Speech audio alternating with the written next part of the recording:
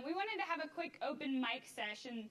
The way we're going to kick off the open mic session is Shay is actually going to address some of the questions research presentation earlier this morning that he didn't get to. So as he's answering these questions, we'll have a roaming mic. If you have any questions or just honestly thoughts you want to contribute to the conversation, ask your peers questions. Actually, I don't know if they'll answer them. It's worth a shot. But really, the open mic is just your opportunity to try to contribute to this conversation. If you have questions for Shay and I, we will try our best to answer them. Okay. So going back to your presentation this morning around customer perception versus utility reality, it really was focused on customer engagement. How do you start to understand customers in a different way? One question came in, it wasn't really part of the primary narrative of the presentation, so I didn't want to throw it at you, but I think it's important to ask. So how do companies move to post-demographic? What are utilities missing to make this jump? Because you talked about moving away from the traditional demographics, and that's how you really try to understand and engage customers, but that's not necessarily too relevant, I guess, or it's not as insightful as it used to be, right? It still provides value. And again, if the impression I gave is that demographics are useless, that is not what I was trying to say. It provides value. It's a way to still slice the data you have about customers.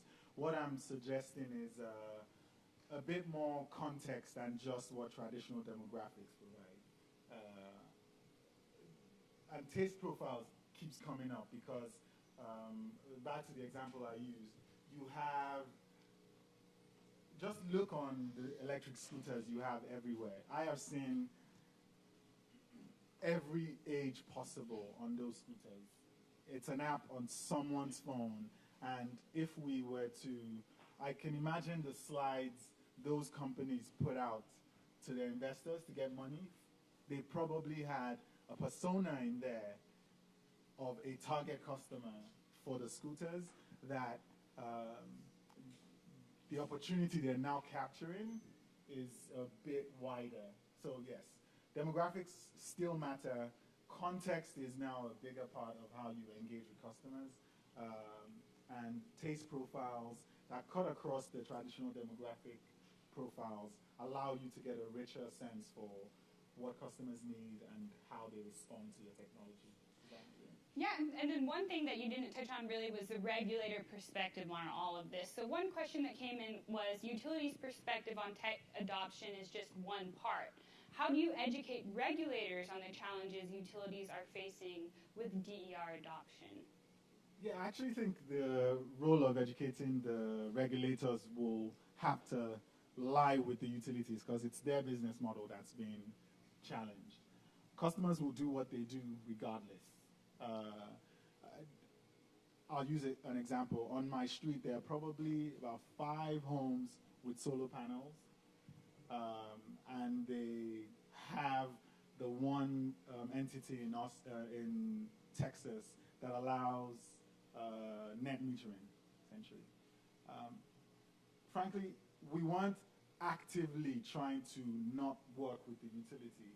We just wanted solar panels on our homes, and what education the utility does to convince the commission or the regulators to help them manage the personal decisions the 5 homes have made isn't for the customer to worry about. The utility has to take the active role in educating the commissions,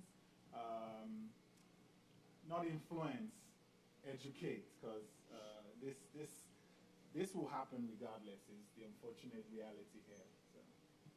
So do we have any questions in the audience? Or thoughts? Any comments? I'd love someone to disagree thoughts? with me, actually. Raise a hand if you have one. Okay. Oh, yes. Okay, we have one in the back. Thank you for our first volunteer. You truly are the best. The person who kicks off the question, yeah. the first audience question, really get the ball rolling. Thank you. Ellie Rustling from Micro Aero Power. I'm I'm wondering what advice you could offer to startup companies who are looking to offer a product into the energy space which does not yet have the tariffs identified for the functionality that one product would offer. For example, we've met with National Grid and Con Edison and our local utility up in Rochester, New York, and they're not quite sure how they will dial us in because we're not just a straight CHP system. We're CHP, we're demand response. It's a whole different rate structure that doesn't yet exist, and I'm not sure if that's a roadblock or just a little hurdle or a bump. And what do we need to do to be navigating that strategically and appropriately?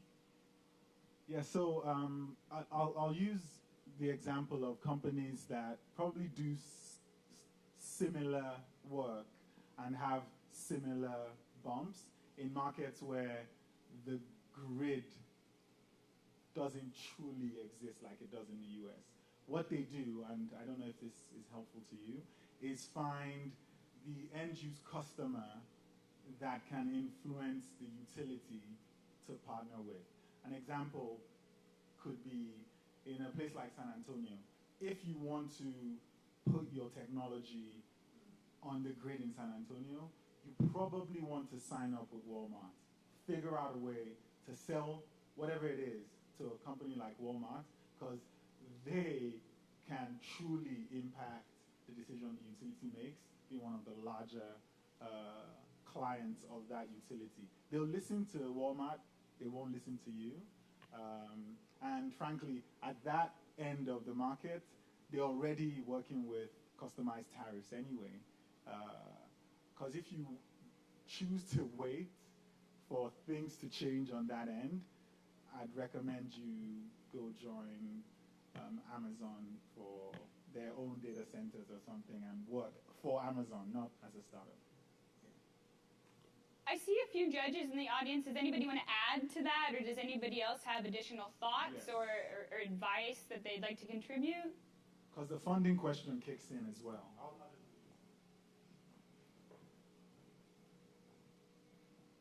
Not specifically on that topic, but you wanted someone to disagree with you. So, Yes. specifically around the regulators being educated by the utilities. I kind of question that myself because do you really think the education should come from the utility, or do you think it should come from other industry participants such as retail electricity providers, other third parties, which actually have a boatload of other questions and problems, things that are very simple like around data access, billing, things like that, that truly hinders innovation? I mean, that's basically my question. Do you think we should do a different job of educating the regulator within the industry? Yeah, I appreciate the perspective. I probably agree a little, but the unfortunate situation, well, what is probably not unfortunate, the situation we find ourselves in this industry is that the utilities are still the gatekeepers. And unless the gatekeeper decides to actively engage, educate, and enable an environment of innovation, we'll just keep having these conversations time and time again. It shouldn't still continue to be the trope in the industry that your sales cycle should be about 2 years for even tangential technology. You're bringing a solution to the utility that is about customer analytics, and you still have to go through, rightly in some cases, totally unnecessary in some, but you still have to go through that long conversation to go through the sales cycle. I say that to say, if that continues to hold, then the utility will have to do the educating, because otherwise customers will just, as I mentioned in the presentation, it won't be, disruption is not revolutionary. It tends to be evolution. It will be small actions that customers take that slowly just eat away at your business model. And unless the utility decides to, and I say this not suggesting some aren't, some are doing some phenomenal work. but it should be a culture of wanting to see, you know what, let's create the future we want to see instead of reacting or thinking of ourselves as victims. And I say ourselves because I do a lot of work with utilities. And there's this victim mentality in an industry where we truly do own the keys to the castle.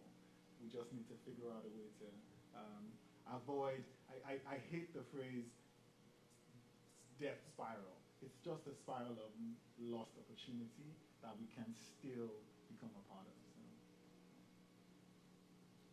Comments, more disagreements, because none? I think we're pretty much down to a few seconds, so we'll shift into the panels. Thanks again. Feel free, grab me at any point. These are the conversations I enjoy having, and I'll back them up with data as well. So come prepared. Thank you, Shay.